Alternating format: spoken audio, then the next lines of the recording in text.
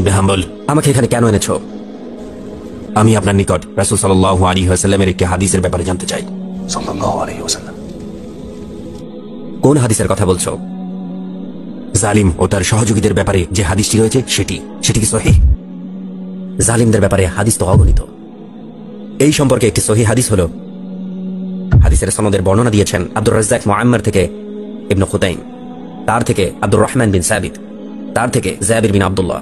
নবী সাল্লাল্লাহু আলাইহি ওয়াসাল্লাম কাব ইবনে উজরাহকে বলেন, আল্লাহ তাআলা তোমাকে নির্বোধদের শাসনকাল থেকে রক্ষা করুন। কাব বললেন, নির্বোধদের শাসনকাল কি? তিনি বললেন, এক শ্রেণীর শাসক যারা আমার পরবর্তীতে আসবে, তারা আমার আদর্শে আদর্শবান হবে না এবং আমার পথ অবলম্বন করবে না। সুতরাং যারা তাদের মিথ্যাবাদিতা সত্ত্বেও তাদের সত্যায়ন করবে এবং তাদের জুলুম সত্ত্বেও তাদের সঙ্গ দিবে, তারা আমার দলভুক্ত নয় এবং আমিও তাদের দলভুক্ত নই। তারা আমার হাউজের কাছেও ঘেঁষতে পারবে না।